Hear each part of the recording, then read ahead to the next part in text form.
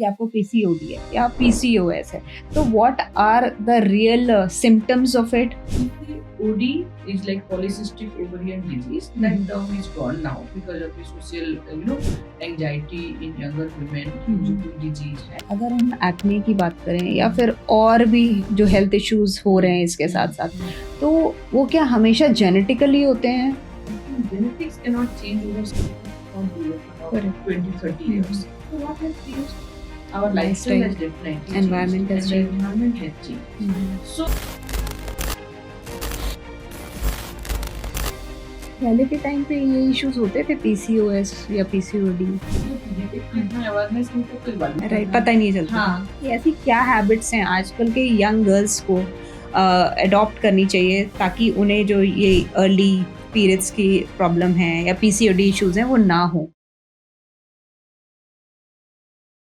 Welcome. This is Rooted, where we question everyday choices and uncover the truths that shape our health. यहाँ हम बात करते हैं health की, लाइफस्टाइल की और अनहिडन फैक्टर्स की जो क्वाइटली हमारी वेल बीइंग को इन्फ्लुएंस करते हैं। आज का एपिसोड स्पेशली वुमेन्स हेल्थ पर फोकस्ड है, क्योंकि अगर आप नोटिस करें तो आजकल हार्मोनल डिसऑर्डर्स बहुत ज़्यादा कॉमन हो गए हैं। स्टडीज सजेस्ट करती हैं कि इंडिया में ऑलमोस्ट 1 in 5 women PCOS से अफेक्टेड हैं और ग्लोबली इनफर्टिलिटी रेट्स भी स्टेडली राइज हो रहे हैं। Hormonal acne, irregular periods, thyroid issues, unexplained fatigue, ये सब प्रॉब्लम्स आज बहुत यंग एज में भी देखने को मिल रही हैं। बट सवाल ये है कि ऐसा क्यों हो रहा है? क्या ये सिर्फ लाइफस्टाइल का रिजल्ट है या फिर हमारे एनवायरनमेंट, स्ट्रेस, फूड और इवन डेली यूज प्रोडक्ट्स भी इसमें रोल प्ले कर रहे हैं? इन्हीं इंपॉर्टेंट क्वेश्चंस को एक्सप्लोर करने के लिए आज मेरे साथ हैं डॉक्टर अस्मिता दिबाता, जो एक एक्सपीरियंस गायनेकोलॉजिस्ट हैं with over 15 years of clinical experience in women's health. इस एपिसोड में हम बात करेंगे हार्मोनल इम्बैलेंस की, पीसीओएस एपिडेमिक की, फर्टिलिटी चैलेंजेस की और उन लाइफस्टाइल और एनवायरमेंटल फैक्टर्स के बारे में जो आज की वुमेन हेल्थ को इम्पैक्ट कर रहे हैं। अगर आप अपनी बॉडी को बेटर समझना चाहते हैं या अपनी लाइफ में की जो वुमेन की हेल्थ है उसको लेकर अवेयर रहना चाहते हैं, तो ये कॉन्वर्सेशन आपके लिए बहुत इंपॉर्टेंट होने वाली है। तो वेलकम करते हैं डॉक्टर अस्मिता दिबाता का और जानते हैं हमारे क्वेश्चंस के answers. A very warm welcome doctor Asmita. Thank you so much. So doctor, आज के पॉडकास्ट में हम बहुत इंटरेस्टिंग चीज़ें डिस्कस करने वाले हैं which is related to you, basically women's health. तो इसी ऑर्डर में मैं आपसे एक पहला क्वेश्चन ये पूछना चाहूँगी कि अगर हम वुमेन हेल्थ की बात करें तो मैं बहुत सारे वुमेन से आजकल डिस्कशन करती हूँ अपने प्रोडक्ट को लेते हुए, तो मैंने ये देखा है कि हार्मोनल हेल्थ के इश्यूज जो कि शायद वो टर्म ना जानते हो but they are somewhere suffering from it. अगर वो पीसीओएस की हम बात करें या फिर थायराइड डिसऑर्डर्स की बात करें, ऐसे इश्यूज आजकल बढ़ते जा रहे हैं। इसका क्या बहुत बड़ा रीजन है, आप मुझे बताइए। So first of all, thank you, Neha. I am very glad to be part of this podcast, and I take it as an opportunity to discuss and help women who are suffering and who want to know about women's health and all the aspects of it. And you are very right. We are seeing more number of cases of different spectrum of hormonal imbalance in the form of thyroid dysfunction, PCOS, menstrual irregularity. So definitely कहीं ना कहीं मुझे लगता है incidences has increased. Like if I talk about my own practice, last 15 to 20 years, I remember we were not seeing this many cases of polycystic ovaries or menstrual irregularity even in younger females, and also infertility and subfertility. So कहीं ना कहीं incidences जरूर increase हुए हैं। तो पिछले 10 सालों में हम ये कह सकते हैं कि ये इंसिडेंसेस बढ़ ज्यादा गए हैं? बढ़ तो डेफिनेटली गए हैं, बट इस क्वेश्चन का आंसर मैं 2 पॉइंट्स में देना चाहूंगी। एक तो इंसिडेंसेस डेफिनेटली बढ़े हैं because the society has changed, the world has changed to some extent in last 1 to 2 decades in terms of urbanization, our lifestyle, and also environmental factors. But another point is, which is very important, and that is like the more women's awareness. So women are coming forward with their complaints. I think that is one of the reasons that it also contributes to the increased incidence what we see now. And also because of the awareness and because advancement in the medical science, the diagnostic modalities have also become better. So we have very accurate and precise ultrasounds, the hormonal assays and hormonal estimations have become more accurate. So that also has caused and contributed to this increased number of cases. तो ma'am जैसे आप बोल रहे हैं कि environmental factors yes they have change drastically, there are lot of other factors, plus you are saying कि क्योंकि diagnosis better हो गई है, plus women are also educated now, so awareness बढ़ गई, राइट? सो हाँ, वो मैं मानती हूँ आपकी बात कि एक होता है ना कि ये हुआ और दूसरा होता है कि ये हमें पता है ये हुआ, these are two different scenarios, ठीक है? तो अब वो औरतें ज्यादा बढ़ गई हैं जिनको ये चीजें समझ आती हैं, या फिर हम ये कह सकते हैं there is lot of awareness that is being created by the government also and other bodies as well, जिसकी वजह से women को समझ में आता है कि अगर मुझे ये हो रहा है तो शायद मुझे ये इशू है, they go to doctors like you and they seek help more nowadays, I feel. now they are able to tell their issues Come more forward clearly. and ask for help or take your opinion and want to diagnose that ये जो problem मेरे साथ हो रहा है, is there anything wrong with my hormones, or it is just a symptom or a sign. So then we evaluate and then come to a conclusion whether they have really a hormonal imbalance or a dysfunction, or it is just a temporary thing. तो ma'am अगर हम PCOD या PCOS, पहले तो आप थोड़ा सा ना मुझे क्लैरिटी दीजिएगा फॉर द जनता कि अगर हम किसी से कहें कि आपको पीसीओडी है या पीसीओएस है, तो what are the real symptoms of it, या क्या विमेन एक्सपीरियंस करती है जिसे हम कह सकते हैं कि इसे पीसीओएस की प्रॉब्लम है? या तो आप मुझे पीसीओएस और पीसीओडी का डिफरेंस भी बताइए इसमें please. That's a very good and practical thing. I think everyone should know. Many people do not know so far. Yeah. So PCOD is like polycystic ovarian disease. That term is gone now because of a social, anxiety in younger women कि मुझे कोई disease है. धीरे-धीरे that term is gone and now we tell it PCOS. Okay. Polycystic ovarian syndrome. So whenever we tell something as a syndrome, that means it's a symptom complex. Okay. Single one symptom cannot stamp someone to be a PCOS or any syndrome. So PCOS it's frankly a overdiagnosed condition. Everyone is so panicked that I have PCOS. But if we actually go for the proper diagnosis of PCOS, only ultrasound picture of a polycystic ovary is not PCOS.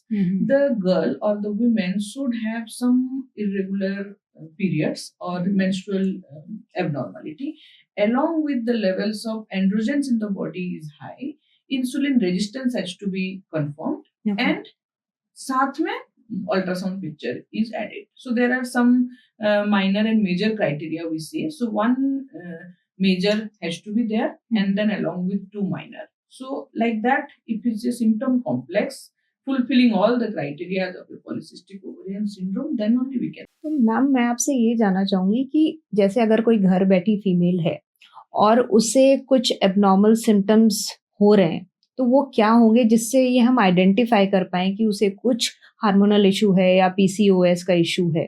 तो वो क्या symptoms होंगे जो हम identify कर सकते हैं? So it's a very good thing you asked, because बहुत सारे women's को कुछ symptoms होते हैं या signs होते हैं जो notice करते हैं, but वो stress, lifestyle, Ignore age कर सोच देते के हैं. ignore कर देते हैं. So if I think of the whole, women's body and mind and life, then कुछ चीजें हैं they should know कि कहाँ पे उनको report करना है. एक तो है menstrual irregularity. जैसे मैंने कहा, बहुत infrequent periods होना, बहुत frequent periods होना, या दो periods के बीच में कोई bleeding या spotting होना, this is definitely suggestive of some hormonal problem. Second thing is some skin changes. Skin changes is like acne, persistent acne रहना, pigmentation in the skin, जैसे neck area तक हो, जिसको हम melasma कहते हैं, वो भी indicate करता है. Then elasticity of skin suddenly drop होना is also suggestive of hormonal problem. Sleep cycle में change होना, not able to feel relaxed after a good sleep, or not able to fall asleep easily, वो है. Mood changes जैसे कि sudden sensitivity, irritability और anxiety, ये सारी चीजें भी indicate करता है. बट अगर हम स्पेसिफिक चीजों में जाएं then hair loss, thinning of hair, increased hair loss and scalp hair में कम होना, ये सारी चीजें भी इंडिकेट करता है. सो कुछ जनरलाइज थिंग्स हैं जो कि नोटिस करना चाहिए. So first of all I will like that women should listen to their body. Then only they will know क्या changes हो रहे हैं and whether to be worried and whether to seek medical help or not. So ये चीजें definitely ignore होता है because they are very non-specific. Correct. So ma'am ये these are कोई the- स्पेसिफिक एज हम कह सकते हैं कि इस एज में ये सिम्टम्स स्टार्ट हो जाते हैं अगर किसी को होते हैं तो? नहीं, ये सिम्टम्स किसी भी एज में हो सकता है, डिपेंड्स ऑन द हार्मोन. जैसे कि टीनेजर गर्ल्स, एडोलेसेंट्स, जब पीरियड शुरू होता है तब the axis, the hypothalamo pituitary ovarian axis is not that mature, so तब भी इरेगुलरिटीज हो सकते हैं. Pregnancy is a major reason because उसमें हार्मोन्स काफी चेंज होते हैं. एस्ट्रोजन, प्रोजेस्टेरोन लेवल हाई होता है बॉडी में, so changes can come. Post delivery sudden drop in the hormones can cause drastic changes in the body and mind of the female. Then perimenopause and menopause is another important transitional phase in women's life. So तब estrogen level कम होता है, so many things change. Changes तो होते हैं because life is not constant. So basically हम कह सकते हैं जितनी भी हमारी menstrual life है, जो major milestones हैं उसमें changes होते कभी हैं, भी हो सकते हैं. but persistent change होना या इन सिचुएशंस को छोड़ के किसी टाइम में चेंज होना is definitely needs to be evaluated. So yes, you're right, क्योंकि एक्ने की प्रॉब्लम यंगस्टर्स में टीनेज में सबसे ज्यादा होती है. That's because of the hormonal issues. But usually I think आपसे मेरा एक बार पहले डिस्कशन हुआ था, तब भी हम यही बात कर रहे थे कि जब किसी को हार्मोनल एक्ने होता है तो पहली बात तो लोगों को पता ही नहीं होता है कि उनको हार्मोनल एक्ने, उसे पता है एक्ने हुआ है. पहले तो वो टॉपिकल स्किन ट्रीटमेंट करते हैं जो मार्केट में है, फिर वो डर्मैट्स के पास जाते हैं, फिर डर्मैट्स उनको कुछ ट्रीटमेंट्स बताते हैं, या फिर जिन डर्मैट्स को समझ आता है वो अब गायनेक के पास भेजते हैं कि this is a gynaec problem rather than the skin problem. तो वहां से ये शुरू होता है. तो I think there is lack of awareness and education in a country कि विमेन पहले उसको टॉपिकल ट्रीटमेंट से ट्रीट करती है, चीजें डिले हो जाती है इनफैक्ट, और खराब होती है मुझे लगता है because without knowing if they use some treatment then वो हमें फायदा से ज्यादा नुकसान भी कर सकता है. So acne in certain age group is a different reason होता है. बट अगर परसिस्टेंट एक्ने हो या acne in the jaw line और चिन है, then we normally suspect hormonal changes more. Right. So उसमें हम ऐसे एक बार एक्ने होने से we don't over evaluate, but yes persistent acne जैसे मैंने कहा कि not responding to anything, not responding to any normal basic home remedies or anything, then we should definitely look for. And I will, as a gynecologist, will definitely look at the complete history कि उसके acne के ऊपर नहीं but उसके साथ और कोई menstrual problem है, but the changes in her life any at present, all that thing देख के ही हम फिर evaluation शुरू करते हैं. Right.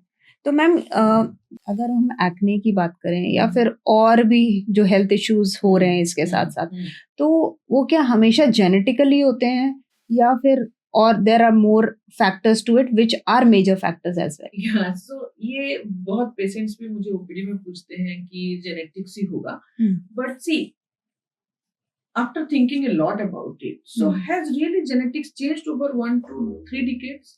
No, I don't think so. Being a science person and being a gynecologist, I think genetics cannot change over such a short duration of 20-30 years. So what has changed? Our lifestyle has definitely environment changed, has and changed. the environment has changed. So maybe genetics has already decided our susceptibility risk. So we are maybe more susceptible to get hormonal imbalance, but genetics has not contributed to the increased incidence. वो पहले भी उतना था, अभी भी उतना है. But the lifestyle of women has changed. अभी ज़्यादा sedentary lifestyle है, stress factor ज़्यादा है, definitely I would say. And lack of exercises, and सबसे important है processed and ultra processed food, है ना. And environment में भी pollution, air pollution and this pesticide, insecticide, all that things has definitely increased what we consume. कुछ चीजें हमारे control में है, कुछ चीजें हमारे कंट्रोल में नहीं है. But I feel more than genetics, lifestyle and environment has contributed more to this increased number of cases in the last 1 to 2 decades, I will say. In fact, ma'am, I will quote something else in कि there was a diabetic patient. जैसे in fact सभी ऐसे होते हैं, वो कहते हैं ना कि मेरी तो फैमिली में डायबिटीज रन करती है या हार्ट डिजीज रन करती है, तो मेरे को तो होगा ही. बट समवेयर आई फील, जैसे आप कह रहे हो, it is not always genetics. It always begins with the kitchen. I feel कि अगर आपकी दादी या नानी वैसे खाना बनाती हैं, तो होता क्या ना, घर की स्टाइल हो जाती है. फिर मदर भी वैसे ही कुक करती हैं, फिर आप भी वैसे ही कुक करते हो, फिर आप भी वही खाना खा रहे हो. तो so it runs in the kitchen, not in the family. वो वाला केस होता है. तो आई थिंक यहाँ पे भी वही होता है. So that individual, if I want to analyze, that individual has a certain risk because of her genetics that she cannot change. But what she can do is to delay the disease process or the damage because of the disease. Right. So किस उम्र तक वो disease नहीं होगा, वो उसके हाथ में है. एंड वो डिजीज होने के बाद भी, like I have seen in my whole life, diabetic people having such an active and healthy lifestyle and like not affected by the diabetes as a disease. So basically they're managing it well. Yes, they know how not to only manage the it. Sugar control, maintaining a healthy BMI, eating healthy food, being active, doing exercises, not having any neuropathy, retinopathy, nephropathy. That is what is important, right? So your life is not affected by the disease. Just having the disease, you cannot that is not the end of your life. Right. वो हमारे हाथ में. हाँ, तो अगर हम उन चीजों को कंट्रोल कर लें, यस, जेनेटिक को तो आप नहीं कर सकते हो, पर मुझे लगता है वो परसेंटेज काफी कम होगा कि आप जेनेटिक रीजन की वजह से आपको कोई हेल्थ इशू जो आ रहा है, वो परसेंटेज कम हो जाता है. But always we don't evaluate the genetic risk also. Exactly. Family history plays a very important role in any medical history. We always ask, is there any history? So अगर वो हाँ बोल देता है, पेशेंट हाँ बोलती है, डजंट मीन कि she will definitely have the disease. Maybe उसकी ससेप्टिबिलिटी रिस्क थोड़ा सा हाई है. Still our advice will be to maintain a healthy lifestyle, do exercise, BMI maintain रखें, ताकि अगर रिस्क है तो होगा, एंड अपने आप को ऑब्वियसली चेक करते हैं. तो मैम पहले के टाइम पे, लेट्स गो 25 इयर्स बैक, पहले के टाइम पे ये इश्यूज होते थे, पीसीओएस या पीसीओडी, मतलब कितनी जनरल थे? दो चीजें, एक तो इतना अवेयरनेस नहीं था, तो इवैल्यूएट नहीं होता था. पता ही नहीं चलता. हाँ, किसी भी यंग फीमेल को in my medical school days, I don't know कि रेगुलर पीरियड्स के लिए कोई अल्ट्रासाउंड. पर ये टर्म भी मुझे नहीं लगता किसी को समझ आती थी तब तक. हाँ, टेक्स्ट बुक्स में तो है अभी भी, बट इंसिडेंस इतना नहीं था क्योंकि हमें पता ही नहीं. यंगर फीमेल्स में पीरियड्स इरेगुलर होता है. It was such an accepted fact in the society. But now mothers are conscious, the girls themselves are very conscious, which I will say it's a very positive thing. But जब तक वो problem होता है तब तक हो चुका होता है. Correct. The prevention should be given more importance, I feel. तो मैम पहले के टाइम पे जैसे हम बात कर रहे थे, यंग गर्ल्स को पीरियड एक average age, that's what I remember, 12 से 14 साल थी कि तब पीरियड शुरू होते थे. अभी की what I have scene, understood through content, through mothers and all, की ये एवरेज एज पीछे जा रही है. लाइक यंग एज में 8 to 10 इयर्स में भी स्टार्ट हो जा रहा है. So what are these factors जिसकी वजह से, अगेन आई अंडरस्टैंड कि एनवायरमेंटल फैक्टर्स ये सब हैं, but what are the real factors which are actually causing कि ये जो एज है वो शिफ्ट होती जा रही? Because I have a 7.5-year-old daughter, and imagining कि 8 साल में भी गर्ल्स को पीरियड हो रहा है इज लाइक कि मैं सोच भी नहीं सकती हूँ. I am not able to digest that. There is a term called early puberty, जिसमें कि the development of the female body and then finally the onset of menstruation is one of the part. So that age has definitely become lesser now in the whole world. So the factors are multiple factors, and still scientists are trying to find out what has contributed. So, but I feel again genetics plays an important role, but the genetics is affected by so many factors. The early maturity, the society is maturing early, so the girls are also maturing early. So मुझे लगता है हम लोग जब छोटे हुआ करते थे, एट द एज ऑफ 12-13 हमारा जितना ब्रेन था, वो तो बहुत छोटे बच्चों का. Generation is very very smart, right, so smarter than the previous generation. Exposure बहुत ज्यादा हो चुका है चीजों को लेकर. And so it is many like combination of multiple things, psychological, neurological, genetics, body, everything. So सबका combination देखें, then if your psychological and mental maturity is early, your body also matures early. So I take it like that. So पहले हम 10-11 years तक periods ना हो तो evaluate करते थे, या 10-11-12 12 इनफैक्ट आई हैव सीन 14 साल में भी हाँ, गर्ल्स को नहीं पीरियड्स होते होते थे थे. पहले शुरू. एंड अभी 9 years से पहले हो तभी हम इवेलुएट करते तो हैं. आपके पास आई एम श्योर केसेस आते Yes, होंगे. early puberty आते हैं. हम्म. And but still, if everything is fine, the body development is fine, उसका psychological assessment and Tanner staging हम कहते हैं उसको, Okay. breast development, pubic hair development, all that thing की proper classification होता है. अगर that is proportionate, then we don't need to be Okay. worried. But ideal But age होनी कहीं क्या ना चाहिए कहीं अगर वैसे? disruption of the growth है, एक stage is आगे and एक stage पीछे है, then it is somewhere not matching. तो मैम आइडियल एज क्या होनी चाहिए? अप्रोक्सीमेट या रेंज अभी के मे हिसाब बी से less than 8 is early. Less than 8 is 8 early. is early. तो 8 8 after that is okay. अभी के हिसाब से. अभी के हिसाब से. और मेनोपॉज age की as Menopause menopause is always studied in a particular population. So Okay. उसमें भी बहुत सारे factors होते हैं. जैसे we are in a tropical country. So यहाँ के population के हिसाब से जो age code किया जाता है वो 42 to 52 तक माना जाता है. But 42 से पहले भी अगर किसी को हो, then we don't evaluate if everything else is fine. मतलब ये बस पॉपुलेशन स्टडी है. You can not say that 42 और 52 के बीच में ही होना चाहिए. नहीं होगा तो something is abnormal. What I am trying to understand here is ma'am कि अगर पहले के टाइम से देखें तो लेट्स अज्यूम 12 साल में पीरियड आ गया. ठीक है, शादियां जल्दी होती थी, बच्चे जल्दी होते थे और मेनोपॉज लेट होता था. तो वो जो टाइम पीरियड था वो बहुत ज्यादा था. 12 से मैं 50 मान लेती हूँ, चलिए 52 मान लिया, तो कितना हो गया? 30 साल की विंडो थी उनके पास. ठीक है, अभी विंडो आप देखो ना कितनी कम हो गई. अगर मैं शादी, लोग आजकल 30 के बाद ही करते हैं, 30 के बाद शादी करी फिर बच्चे हुए, तो वो विंडो तो 10 साल की एक एवरेज रहेगी ना. But biological window is same. हाँ, विंडो तो सेम है. बट अगर मेनार्की हम जल्दी होना बात कर रहे हैं, पहले 11-12 में होता था एंड मेनोपॉज सेम 45 अगर लेके चले तो अराउंड 30-35 इयर्स का विंडो होता था. अभी मेनार्की जल्दी हो रहा है तो मेनोपॉज भी जल्दी ही होगा ना. हाँ नहीं, वो तो ठीक, that's what I am saying. But the lifestyle has change कि शादी बाद में बच्चे बाद में ना, वो विंडो बहुत छोटी हो गई है. वो बायोलॉजिकल नहीं है. हाँ, वो बायोलॉजिकल नहीं है, वो सोशल है. Man made. हाँ, वही मैं कह रही हूँ. Where we are narrowing the window. हाँ, एग्जैक्टली. People are suffering. हाँ, that's why these infertility rates, IVF clinics. किसी भी वुमेन के लाइफ टाइम को अगर हम देखें, लाइफ साइकिल को, सो अगर पीरियड शुरू हो गया है 10 years पे, 10 या 11 years पे, and she has started ovulating, suppose, and then she is married at the age of 30. So how much ovarian potential has been lost in that time? And that is the best time. That is the best time. So by 30, and then we see a social trend that marriage होते ही family plan नहीं भी होता है. Correct. They will want to know each other, which is fair enough in a society. But as a doctor, if you ask me, it is late, already late. Because the biological clock is ticking every day. I can totally relate to it, we are getting old each single day. Correct. And that we cannot go against the nature.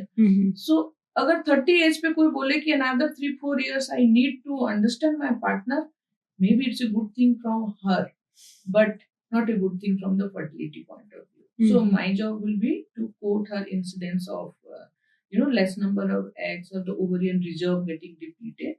So of course it's her final call, but we have to counsel the amount of time she has to do all these things, because biological clock and honestly the chronological age जो हम calendar age कहते हैं, that is not always goes as parallel to our reproductive age. So reproductive capacity of a woman decline disproportionately to the age after the age of 30. So that trend only we are seeing right now. After 30, when they are conscious about their reproduction, their fecundity and the fertility is drastically declining.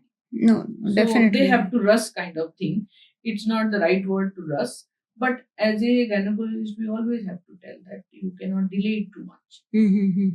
In fact, so many sweet years now. ये example जो हम अभी से podcast से पहले discuss कर रहे थे कि women are actually, जैसे हमें क्रिएट किया नेचर ने, we are meant for peace, silence, एक ईज होनी चाहिए लाइफ में, और हमने खुद से अपनी लाइफ को just to prove our self कह सकते हो या फॉर इक्वल राइट्स कह सकते हो, हमने अपने को इतना ओवरलोड कर रखा है ना, हम कुछ नहीं मिस करना चाहते। मैं किसी और को नहीं कह रही हूँ, मैं अपने को ही बोल रही हूँ। फॉर एग्जाम्पल, मैं अपने करियर पे भी फोकस करना चाहती हूँ, मैं अपनी फैमिली लाइफ को भी मिस नहीं करना चाहती हूँ कि मेरी बच्ची भी कहीं सफर ना हो, उसको भी फुल अटेंशन देखना है।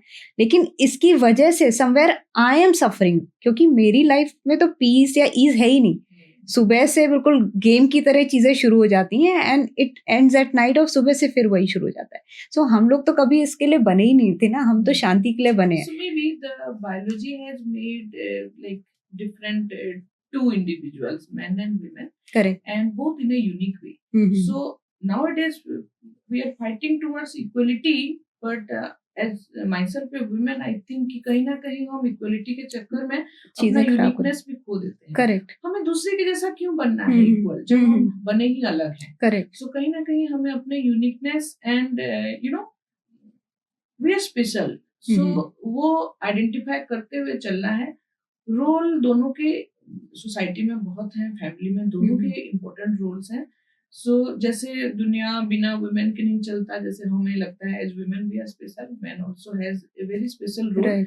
We just have to appreciate each other and recognize each other. I think हमें पैरेलली चलना चाहिए। जैसे हम बोलते हैं ये नया एनर्जीज हैं, फीमेल और मेल एनर्जीज, अगर वो एनर्जीज अलग हैं तो उनके रोल भी अलग है, उनकी इम्पोर्टेंस भी अलग है लाइफ में। तो जो चीजें विमेन अच्छे से कर सकती हैं वो मैन नहीं कर सकते, और जो मैन अच्छे से कर सकते हैं वो विमेन नहीं कर सकते। और हमें, मुझे भी लगता है हमें एक्सेप्ट करना चाहिए रादर देन फाइटिंग कि वी आर इक्वल। नहीं, मुझे इक्वलिटी का कॉन्सेप्ट ही नहीं समझ में आता है मैन एंड वुमेन में। Equality is about rights and opportunities. Correct. Equality is not about our existence. We are made in a different way. We are nurtured in a different way. Nature has made us different. So how can we fight to be equal? Exactly. So जब हम वो समझ जाएंगे ना, I think we as a society will be more mature. Correct. अभी भी हम Very हमेशा right. इक्वलिटी की बात करते हैं। Equality in terms of opportunity होना चाहिए, not equality in terms of उनको बैठना है तो हमें भी बैठना है, उनको खाना है तो हमें भी खाना है। वो इक्वलिटी नहीं है। करेक्ट। लाइफ में अपॉर्चुनिटी और जिसका जो स्पेशल स्किल सेट है उसको डेवलप करने के लिए जो अपॉर्चुनिटी है वो इक्वल होना चाहिए, और वो इक्वल मिलना हमारा राइट्स है। नॉट दैट कि हर चीज में हमें राइट डिमांड करना है। Demanding women are never like created to demand things. Right ma'am, actually थोड़ी सोसाइटी भी ना अजीब सी हो गई है। अगर आप वर्किंग हो तो आप घर पे ध्यान नहीं रखते, अगर आप घर पे रहते हो तो तुम करती क्या हो दिन भर। सो ना कहीं विमेन के ऊपर किसी तरीके का प्रेशर होता है। मेन का तो रोल डिसाइडेड है, भाई उनको तो ऑफिस जाना, उनको तो पैसा कमाना है, सीधी सी बात है। हाँ, वही मैं कहना चाह रही हूँ। तो आई हैव सीन, हम ये वाला रोल छोड़ नहीं सकते, घर मैनेज करना, बच्चे मैनेज करना, because we are biologically made for that, and but बाहर भी हमें अपने आप को प्रूव करना होता है। तो कहीं ना कहीं maybe another we are in that generation कि हम उत्तम को अवस्था में हैं अभी। मैं आपको एक बताती हूँ, मेरी एक फ्रेंड है, मुंबई में रहती है। तो एक बार हम लोग स्कूल में मिरानिया का एडमिशन कराने गए, तो आई थिंक वो भी पॉडकास्ट देखेगी तो हंसेगी ये बात सुन के। तो while we were filling the form, तो उसमें मदर्स ऑक्यूपेशन वाला जो सेक्शन था, she was not working at that moment. उसने अपना ब्रेक लिया हुआ था बच्चों की वजह से, 2 बच्चे हैं। तो उसने मुझे बाद में बोला, नेहा ना मैं ऑफिस रिज्यूम कर रही हूँ घर से। तो मैंने कहा क्यों?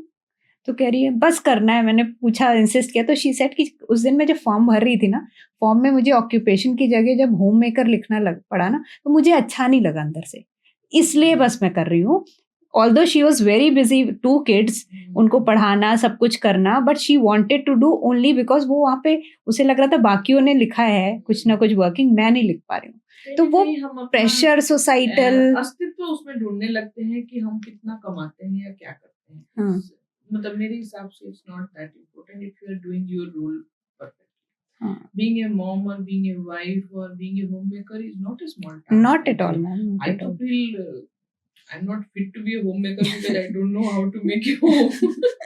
It is very overwhelming task, क्योंकि अगर यही इक्वालिटी की बात करें और अगर हम एक अपने मेल काउंटर पार्ट को, अपने हस्बैंड को बोल दें कि आप एक हफ्ते अपने बच्चे को विद पढ़ाई, with school, with everything manage करके दिखाओ, चलो ऑफिस छोड़ दो, बंद कर दो office, he won't be able to do it. तो कहीं ना कहीं हमारा वो इंटरनल घर मैनेज करना या हर चीज को एक साथ कोऑर्डिनेट करके स्मूथली रन करना एक स्पेशलिटी है वुमेन का. तो हाँ, दैट्स व्हाट मैं अपने लिसनर्स को भी यही बोलना चाहूंगी कि हम विमेन बहुत ही स्पेशली तरीके से क्यूरेट हुए हैं और हमें वो अप्रिशिएट करना चाहिए एवरी सिंगल डे.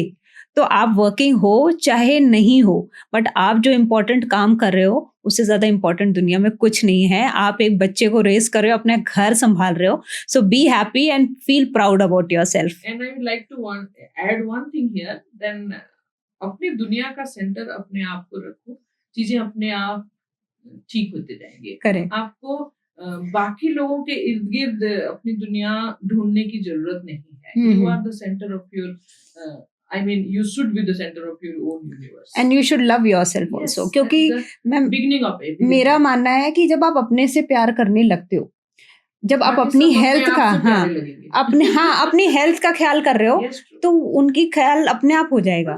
जैसे मैं अपनी डॉटर को देखती हूँ मैम, जब से मैंने वर्कआउट शुरू किया, हेल्थ के लिए इतना फैसिनेशन हुआ, उसके अंदर अपने आप आ गया. लोग पूछते तुम दोनों तो स्पोर्ट्स पर्सन रहे नहीं, वो इतनी अच्छी क्यों है स्पोर्ट्स में?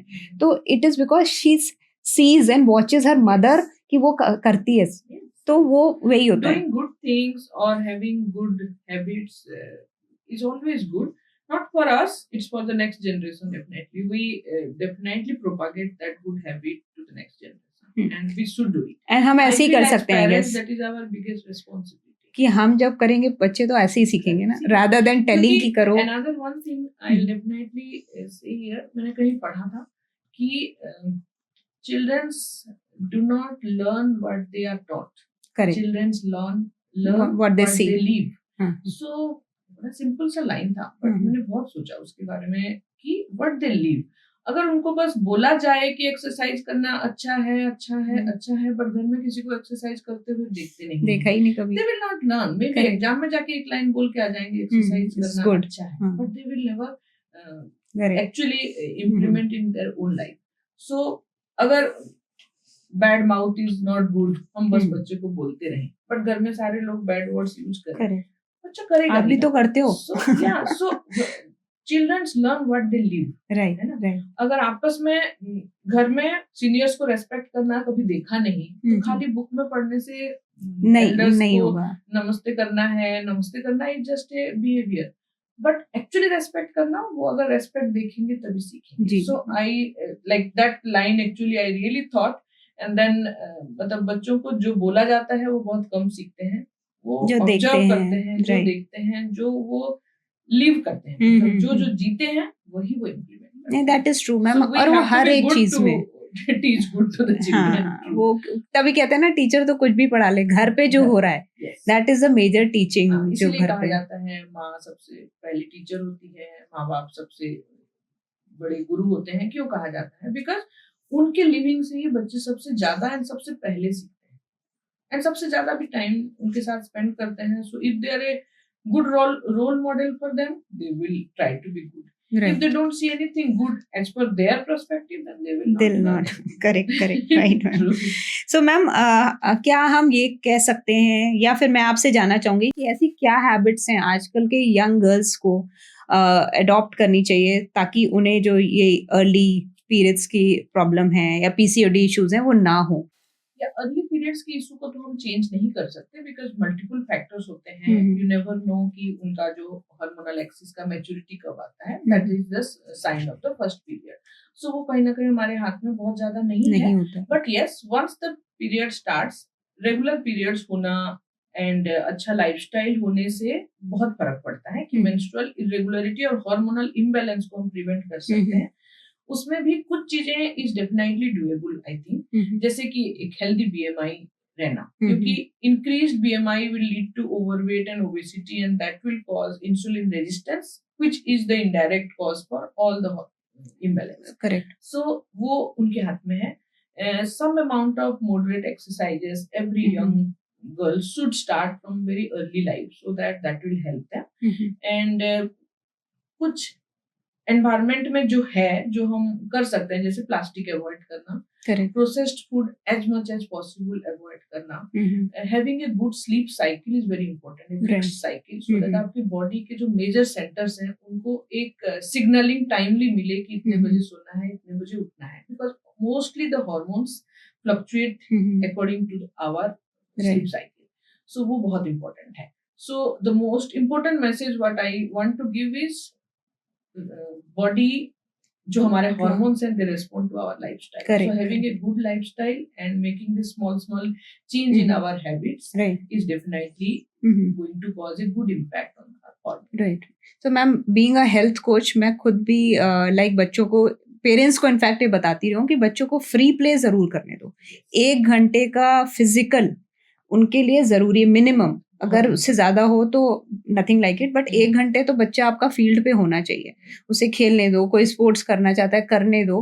फिर उसके बाद वो जो उसको प्लेट पे मिलेगा ना, आजकल बच्चे बहुत फिनिकी है, मेरी डॉटर भी बहुत फिनिकी है, बट आई हैव सीन कि जब वो टायर्ड होती है तो फिर उसको घर का अच्छा न्यूट्रिशियस खाना भी बहुत अच्छा लगने लगता है. तो जब आप करने दोगे तब बच्चा अच्छा भी खाएगा. फिर अगर चीजें इतनी एक्सेसिबल हैं कि आपने भाई खेल के थोड़ा बहुत आया, फिर आपने वो खोली अपनी ड्रॉअर किचन की, वहां पे चिप्स पड़े हुए हैं, वहां पे बिस्किट्स पड़े हैं, तो बच्चा तो खाएगा ही ना.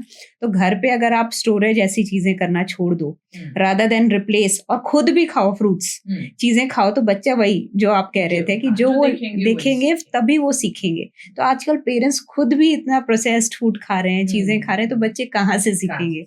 तो so that's a behavior from the family and as a society also. Right. So affordability and easy availability are two things why this processed food has increased a lot. Because packaged होके मिलना and ready-made खोल के something like खाने के लिए मिल जाना is the best thing. पहले हर चीज प्रिपेयर करना पड़ता था.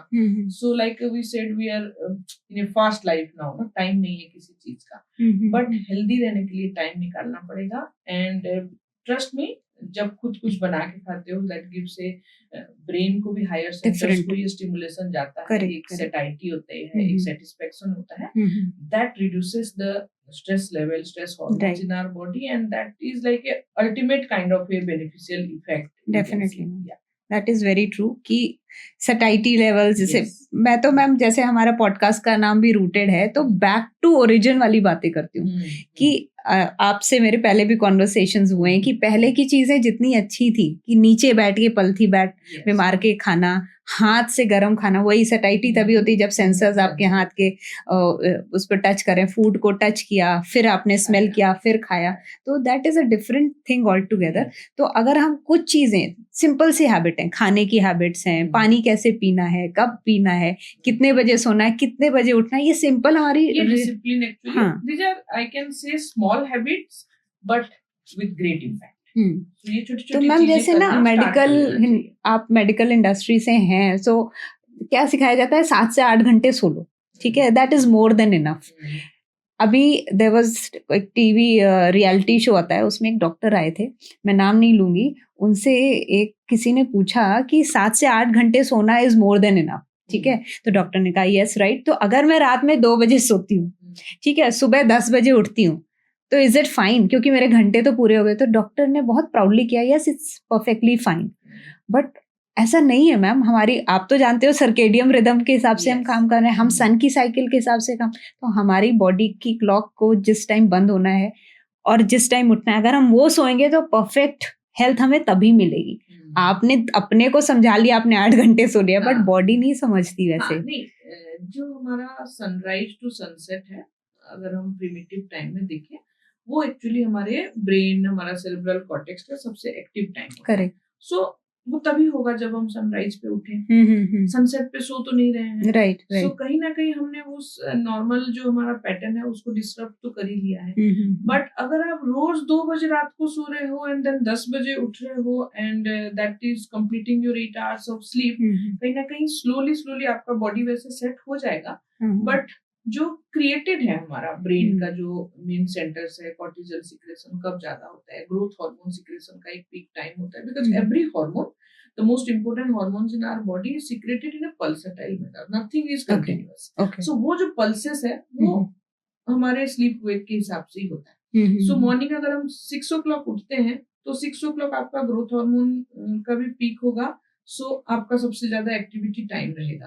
अगर उस टाइम में आप सो रहे हो then slowly body will get a stimulation कि बॉडी एक्टिव नहीं है तो ग्रोथ हार्मोन सिक्रेशन कम हो जाएगा फॉर एग्जांपल। सो उसको हम कहीं ना कहीं बिल्कुल ही गड़बड़ा दें एंड फिर उसका इम्पैक्ट हमारे बॉडी एंड हेल्थ पे तो होता है, कहीं ना कहीं आ ही जाता है। सो आई विल नॉट डिसएग्री कि एडिक्वेट है कि नहीं 8 घंटा, बट कितने बजे से कितने बजे का होना not a very fix time, but morning and evening and जो लेट नाइट उसमें फर्क होता है। सो वो 8 घंटा स्लीप आप ऐसा तो नहीं है कि पूरा दिन सो के रात को जाग रहे हो तो 8 घंटा हो गया, it's not equally healthy I will say. तो मैम ये भी बहुत बड़ा रीजन है, मैं देख रही हूँ आजकल की लाइफ स्टाइल के हिसाब से लोग ऑफिस जा रहे हैं, फीमेल्स भी जा रही हैं, रात में आई, खाना खाया, पता चला 10 बजे तो डिनर हो रहा है, फिर कहीं 12-1 बजे सोने जा रहे हैं कि उनको थोड़ा सा कॉन्शियसनेस है ना कि 2 घंटे का गैप भी होना चाहिए, फिर करते करते 12-1 बज गया, फिर सुबह लेट उठ रहे हैं। तो क्या ये भी एक बहुत बड़ा रीजन है कि ये पीसीओएस, इनफर्टिलिटी रेट्स बढ़ रहे हैं? बिकॉज मॉर्निंग में ideally you should do some physical exercise जो नहीं हो पा रहा है, लेट उठ रहे हो। रात को जब आपका बॉडी काम डाउन होना चाहिए then either you are on your work from home, like laptop on है, स्क्रीन टाइम चल रहा है, या टीवी देख रहे हो, सो दोनों चीजें have disrupted the normal cycle, right? तो इनफर्टिलिटी रेट्स का भी बहुत बड़ा रीजन है क्या? Yes, कि हमने इनफर्टिलिटी भी मैं जरूर कहूंगी लास्ट 1-2 डिकेड में incidence has become like almost 18-20%। इतना हम पहले नहीं देखते थे।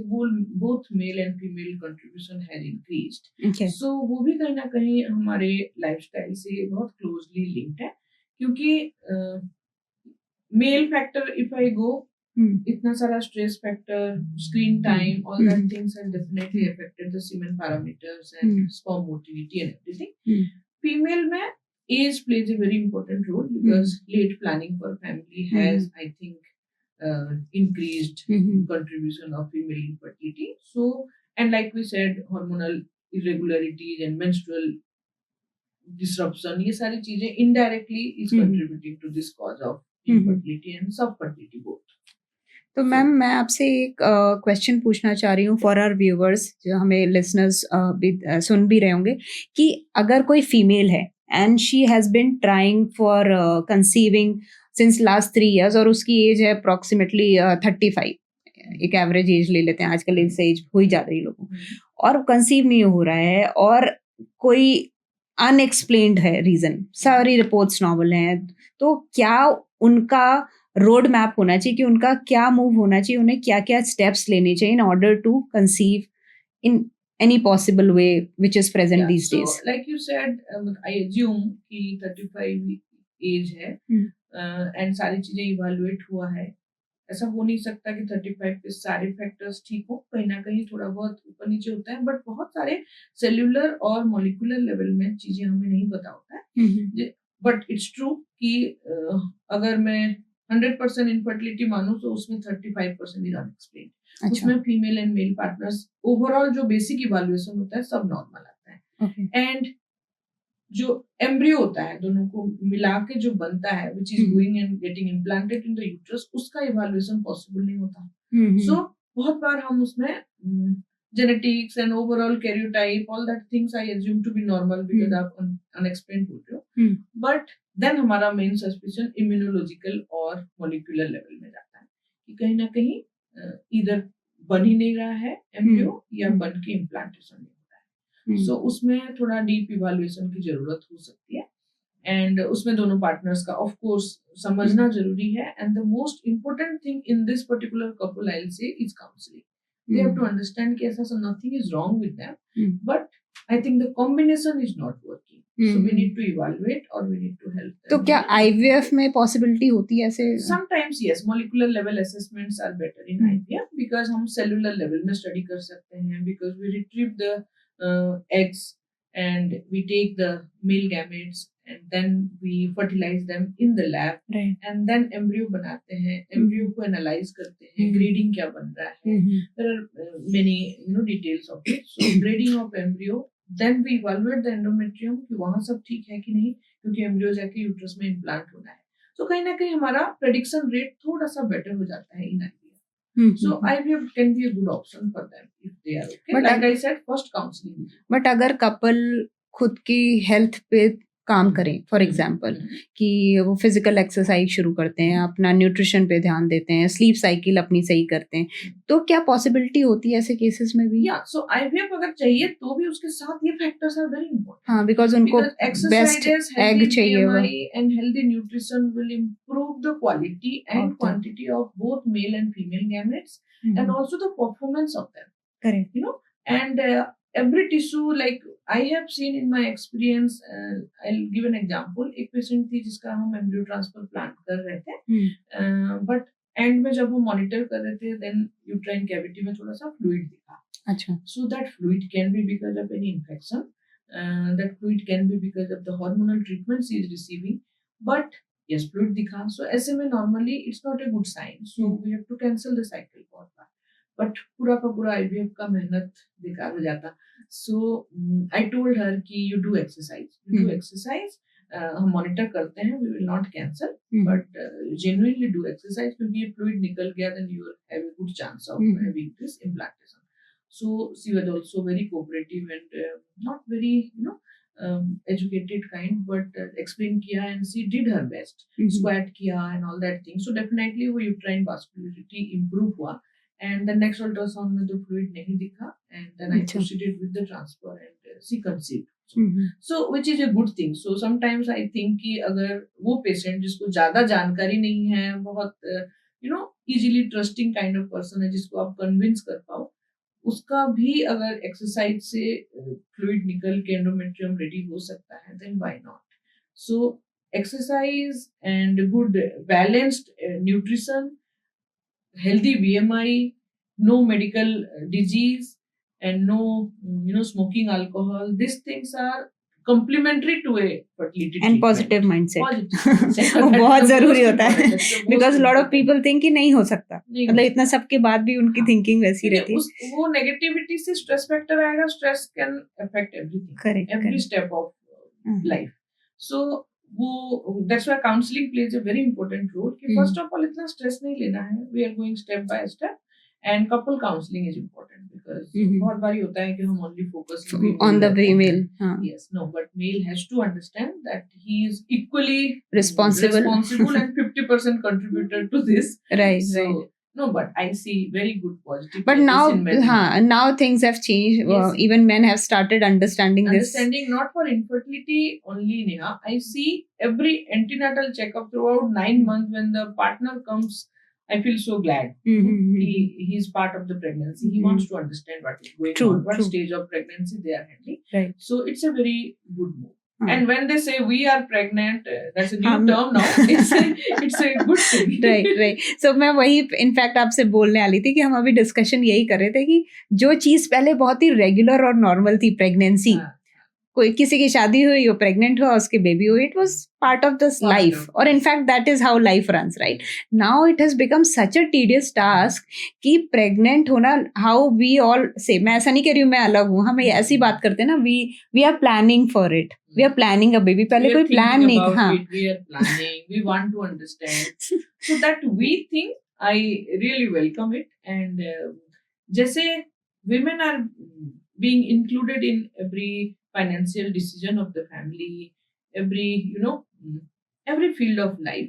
Same thing जो typically एक women task होता था, pregnancy, delivery, family planning, now men is also included. It's a major milestone for them ना. सबके लिए कि this newness in the society is हाँ, so that is why men are also open कि हाँ हमें भी सब जानना है, सब देखना है. इनफैक्ट जब मिरानिया हुई थी तो शोभित was inside when I was in labor, तो उनके सामने ही हुई थी. हाँ, so but he was not able to see it. I love the first picture inside the operation theater or the labor room where the mother and the partner and the newborn baby, even before being clean. So that picture clicking is a nice. अच्छा, वो नहीं आया होगा, so it was not there. Normally, so we cannot take pictures because we'll be busy delivering. But if someone is free, I always request to click a picture. Okay, that's very nice. So ma'am, ये हमने जो सारे discussions किए, तो कहीं ना कहीं मैंने एक चीज देखी है, since I have been working in skin care industry now, तो लोग, जैसे हम अभी बात कर रहे थे, एक्ने हुआ लोगों ने उस पे पहले क्रीम लगा ली जो मार्केट में दिखा रहे हैं, इससे एक्ने सही हो जाएगा। फिर नहीं समझ में आए तो ये डर्मैट के पास गए ऐसे पेशेंट्स, फिर भी नहीं समझ में आया तो डर्मैट ने या तो बोला या तो फिर तब वो गायनेक के पास आते हैं। तो somewhere it is a problem of hormones and somewhere it is internal which we are trying to treat from top. तो ऐसे केसेस आपको कितने दिखते हैं कि मतलब समझ ही नहीं आ रहा लोगों को कि क्यों हो रहा है? So like we now if I see the incidence in my OPD, so मैं अगर 10 पेशेंट में से 3 to 4 patients will have some hormonal imbalance of different type, but उन 3 से 4 में से 2 जरूर होंगे some skin problems के साथ, जैसे कि pigmentation हो गया, acne is a very common problem, and elasticity loss होना, ये कॉमन प्रॉब्लम्स हैं, but you are right, they ignore the problem for some time, then go by the dermatologist, then only they reach to us.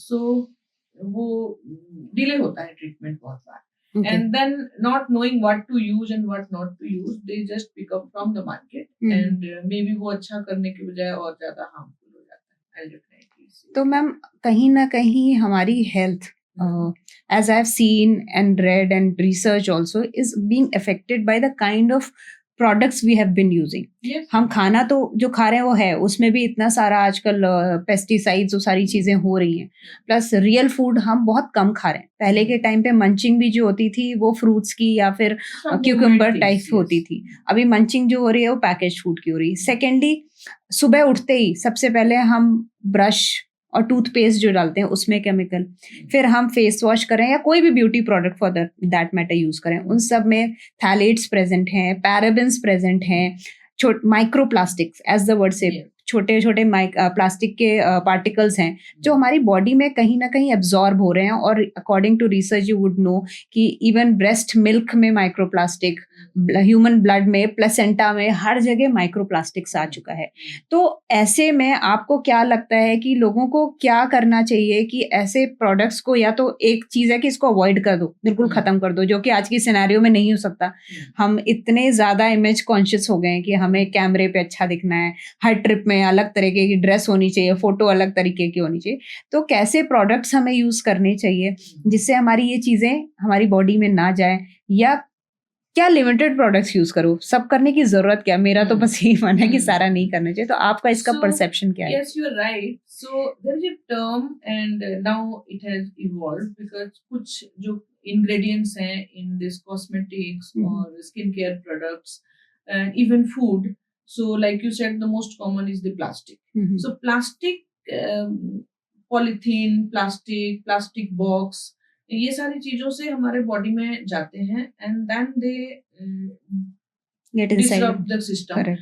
Like it has been shown कि some endocrine disruptors are present, मतलब they behave like disruption in the way that they can mimic the hormones. Yes, right. Sometimes they can inhibit the hormones.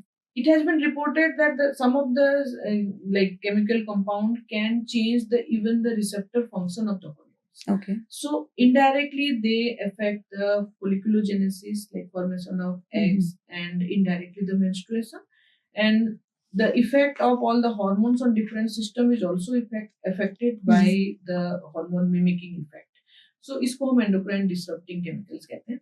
So they are present in all this plastic, insecticide, pesticide. Some are direct entry to the body. Some get converted to this after breaking down in our body. So my advice will be to be definitely minimalistic. Correct. And जितना हो सके unnecessarily बहुत सारे products use करके don't confuse your body. And जो use कर रहे हैं उसकी credentials देखना important है कि paraben free होना चाहिए, phthalates free, phthalate free होना चाहिए, BPA free होना चाहिए. If you are using something, bottles, easy part is to get converted to stainless steel or glass. Correct. At least. Correct. So that plastic he use ना हो. जितना हो सके ना, that I think is a doable. Ma'am मैंने एक चीज और कहीं पे पढ़ी थी, correct me if I am wrong, कि जो IVF ट्रीटमेंट्स में फीमेल जाती हैं उनको फ्रेग्रेंस बिल्कुल बैंड होता है, क्या ये सही है? No, फ्रेग्रेंस बैंड होता है because IVF लैब जो होता है it is a very very sensitive thing, not even more than a normal operation theater. अच्छा ऑपरेशन थिएटर में हम बेटाडीन यूज कर सकते हैं एज एंटीसेप्टिक। आईवीएफ लैब में कुछ भी नहीं यूज कुछ नहीं होता, होगा। बिकॉज जो गैमेट्स एंड एम्ब्रियोज हम हैंडल करते हैं they are very sensitive okay to temperature, humidity, pressure, everything. And fragrance or cosmetics or even the jewelry of the surgeon is also to be avoided Inhibited. because उसमें BOC होते हैं, volatile Correct, organic compounds. organic compound. So वो BOC can affect the functioning of the gametes and these things. So ma'am छोटे से इससे चीज से उस IVF का सक्सेस रेट ही इतना तो ज्यादा आप change मैं हो बस सकता है। अपने व्यूवर्स को ये बताना चाह रही थी आज अच्छा कि आपने क्लैरिफाई किया ये चीज कि अगर fragrance which has a VOC obviously, अब आज की डेट में मैम अगर आप देखो तो लोग होम एयर फ्रेशनर्स, ठीक है, परफ्यूम्स तो कार यूज ही perfume. करें, कार परफ्यूम्स, हर जगह परफ्यूम, इवन आपके सारे प्रोडक्ट्स हैं वो Yes. भी परफ्यूम्ड हैं। तो अगर ये चीज इतना ज्यादा मतलब गैमेट्स को affect कर सकता है तो हाँ, हमें कहीं तो ना आप कम करना हमें तो है ही। छोटा छोटा मतलब ऑन डेली बेसिस आप इतना ज्यादा यूज कर रहे हैं तो कितना इफेक्ट करता होगा। तो ये जो थैलेट्स का टर्म मैं बोल रही हूँ वो फ्रेग्रेंस से ही आ रहा है। तो try and avoid these things as much as possible, क्योंकि ये कहीं ना कहीं एक बार स्प्रे करने से कुछ नहीं हो रहा, बट आप वो जो daily spray, daily creams, daily products daily कमरों में डाल रहे हैं। Even ma'am please don't mind, but मैंने बहुत सारे डॉक्टर्स के केबिन्स में देखा है इतना ज्यादा फ्रेग्रेंस पड़ा होता है कि मतलब आई थिंक एटलीस्ट समझना चाहिए चीजें। मे बी बिकॉज हमारे केबिन में इतने तरह के लोग आते हैं to mask that smell. But ma'am somewhere I don't it think is it's about needed. Experience. Yeah, it's लोग about- हाँ, एक लोग शायद एक्सपीरियंस क्रिएट But, करना मुझे चाहते कहीं ना हैं। कहीं लगता है नेहा कि now people are very judgmental also. Even hotel में भी जाओ तो I think हाँ। natural flower they are appreciating, not the room freshener and all, which is a Right. good thing. हाँ हाँ, So if ऑल्टरनेटिव्स हैं मैम, ऑल्टरनेटिव्स तो present हैं, बट ये है कि इजिली अवेलेबल नहीं है या अप्रोचेबल नहीं है, तो लोग yeah, फिर affordable नहीं। हाँ, तो लोग सोचते हैं कि चलो जो अच्छा मिल रहा है वो यूज कर लें। Yes. प्लस पीयर प्रेशर बहुत है कि वो अगर गुच्ची का परफ्यूम यूज करती है तो मैं भी वही यूज करूंगी। और मैंने तो पिछले शायद 5-7 साल में परफ्यूम को हाथ भी नहीं लगाया है, क्योंकि आई नो कि वो कितना डेंजरस है। तो वो फैक्टर्स हैं।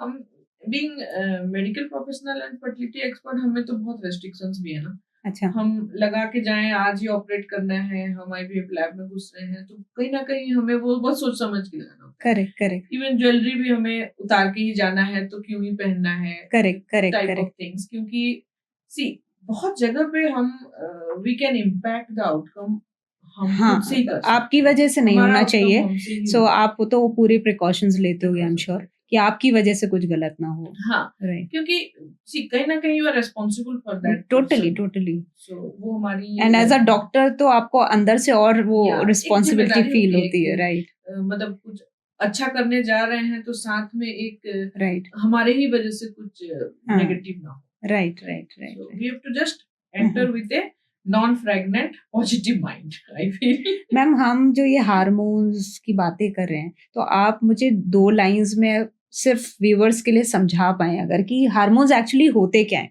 Yes, very good question. So hormones, the definition of hormones, they are proteins and they are released from different parts of the body and in very minute amount. Okay. And like I said, most of the hormones are released in a pulsatile manner. Okay. जैसे thyroid hormone है, growth hormone है, cortisol है, जो stress hormone है, ये सारे pulsatile वे में secrete होते हैं and they have their fixed action. Usually hormones के जो रिलीज सोर्स है एंड उनका एक्शन है काफी डिस्टेंट होता है। जैसे thyroid hormone is secreted from the brain, but it goes and acts on the like brain से स्टिमुलेट होता है thyroid gland, then thyroxine release होती है and that thyroxine has effect on rest of the body. Thyroid gland हमारे neck में होता है, but thyroid hormone जाके हमारे लाइक पेरिफेरल बॉडी टिश्यू के में हर डिफरेंट जगह पार्ट्स इफेक्ट पे। करता है। It affects our metabolism, it affects our growth, menstruation के साथ उसका क्लोज एक्शन है। So it's more like a chemical messengers. Chemical messengers, yes. And they have their very specific way of action, their very specific receptors, जिसमें कि थोड़ा भी change हो जाए then hormonal function change हो जाता है। So and there are divided these hormones into multiple classifications ऐसे हैं कि depends on their action or source. तो मतलब अगर हार्मोन्स जो हम बातें अभी तक करते हैं, अगर जरा सा भी वही इम्बैलेंस हो गए, इधर उधर हो गए, तो एक छोटी सा केमिकल अच्छे से नहीं रिलीज हुआ तो बॉडी के डिफरेंट पार्ट्स में इफेक्ट आने लगता है. ज्यादा भी रिलीज हो गया, कम भी रिलीज हो गया, या जो रिलीज हुआ उसका केमिकल कॉम्बिनेशन में भी थोड़ा चेंज हो गया, या फिर वो जाके उसके टारगेट ऑर्गन में जब एक्ट कर रहा है वहां पे भी रिसेप्टर में थोड़ा चेंज हो गया, देन कंप्लीट फंक्शन डिरेंजमेंट हो जाता है. हाँ, तो वो हाइपो हाइपर जो हम बातें करते हैं वो यही होती है बेसिकली. हर हार्मोन का होता है. ठीक है.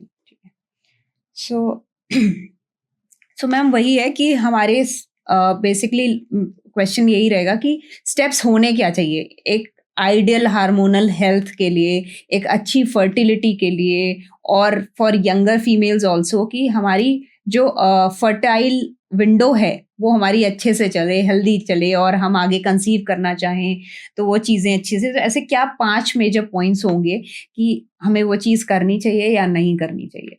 So, like if I summarize everything, एक तो है listen to your body first, because your hormones respond to your lifestyle. So 5 चीजें अगर मैं enumerate करूं तो एक तो है good sleep cycle first. Second thing is healthy lifestyle. Third is adequate exercises.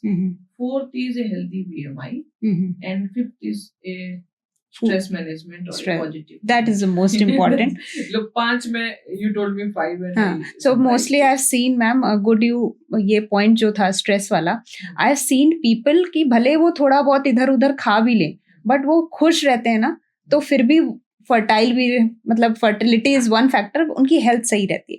लेकिन कुछ लोग बहुत हेल्दी खा रहे हैं, they are very finicky about it कि मुझे आज मेरा एक्सरसाइज का 10 मिनट लेट हो गया, आज मैंने ये एक्स्ट्रा खा लिया, ये कैलोरी, वो लोग ज़्यादा परेशान रहते हैं. सो बैलेंस रखना चीज़ों में बहुत इंपॉर्टेंट है. और साथ ही साथ मैम जैसे अभी हमने सारी बात की, तो हमें क्या खा रहे हैं, क्या लगा रहे हैं, क्या कर रहे हैं, इन सब चीजों पे ध्यान देना है. तो जैसे मैं सबसे इम्पोर्टेंट है कैसा फील कर रहे हैं. एग्जैक्टली, ये सब करने के बाद you should feel proud about it, you should feel happy about it. So do good thing and feel proud about it. हाँ, एंड ऐसा नहीं लगना चाहिए कि हाँ मुझे ये करना है, ये एक सजा है, मुझे करनी पड़ेगी.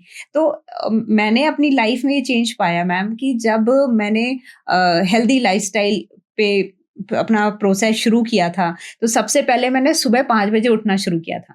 10 बजे सो जाती थी, 5 बजे उठती थी, एडिक्वेट नींद ले ली, और लाइफ में ना एक डिफरेंट तरीके का चेंज आया था सिर्फ सुबह जल्दी उठने से.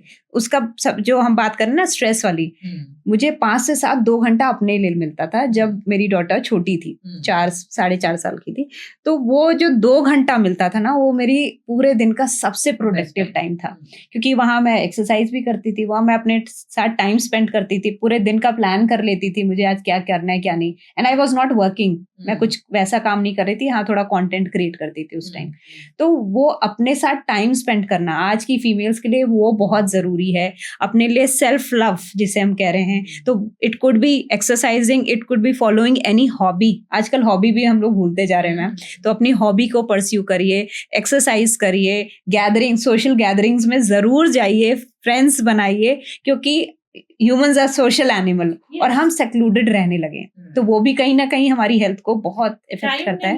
Can not be an excuse for a longer time निकालना पड़ेगा, because that is one important thing. Right, काम सब कर रहे हैं, काम वो भी करो जो जरूरी है, बट काम वो भी करो जो आपको अच्छा लगता है. राइट, जो define something what you like. Painting हो गया, सिंगिंग हो गया, some people love to dance, some people love to go out on drive or walk or run, कुछ भी अच्छा लगे. some 1 or 2 habits जो आपको अच्छा लगता है, that habit should be converted in your hobby. right, वो करना जरूरी है, एंड करना भी एक रेगुलर पैटर्न में करना, ताकि your body will, your mind will recognize कि you are doing something what you like. So basically हम कह सकते हैं जीना शुरू करो, जीना शुरू करो, and love yourself. Self love एक टर्म नहीं है, it is something to be practised every day. Thank you so much ma'am, thank you so much for coming. And I am sure कि आज की कॉन्वर्सेशन के बाद बहुत सारे डाउट्स क्लियर हुए होंगे. जो फीमेल्स कुछ डाउट्स में रहती हैं कि उन्हें हेल्थ इश्यूज आ रहे हैं और शायद थोड़ा सा इनिबिशन भी है मैम, कहने के लिए है, हम अवेयरनेस बढ़ गई है, इनिबिशन है कि हमें डॉक्टर के पास जाना चाहिए या हम किसको लेके जाएं, फीमेल डॉक्टर के पास जाना है तो मेल काउंटर पार्ट को ले नहीं जाती, बहुत सारी ऐसी फीमेल है, तो उनके लिए भी बहुत सारे डाउट्स क्लियर किए हैं। बाकी अगर कोई डॉक्टर अस्मिता से कॉन्टैक्ट करना चाहता है तो डिस्क्रिप्शन में सारी डिटेल्स आपको मिलेंगी। और मैम का बहुत बहुत थैंक यू हमारे साथ जुड़ने के लिए और बहुत सारे क्वेश्चंस का आंसर देने के लिए। Thank you. It's my pleasure. And any question or any help someone needs, then I'll be glad to be there always. Okay, thank you ma'am, thank you. Doctor Asmita के साथ ये कॉन्वर्सेशन ट्रूली आई ओपनिंग थी। अगर एक चीज clear है तो वो ये है कि विमेन्स हेल्थ सिर्फ जेनेटिक्स या एज से डिफाइन नहीं होती है। लाइफस्टाइल, स्ट्रेस, एनवायरनमेंट और डेली चॉइसेस भी बहुत बड़ा रोल प्ले करते हैं और अवेयरनेस ही फर्स्ट स्टेप है बेटर हेल्थ की तरफ। अगर आपको ये एपिसोड इंसाइटफुल लगा तो प्लीज इसे अपने फ्रेंड्स, सिस्टर्स, डॉटर्स या फैमिली के साथ जरूर शेयर करें और हो सकता है किसी के लिए ये इन्फॉर्मेशन लाइफ चेंजिंग भी हो। और अगर आप रूटेड पर नए हो तो चैनल को सब्सक्राइब करना और कमेंट में अपने थॉट्स जरूर शेयर करना। मिलते हैं नेक्स्ट एपिसोड में एक और मीनिंगफुल कॉन्वर्सेशन के साथ। बहुत बहुत नमस्कार।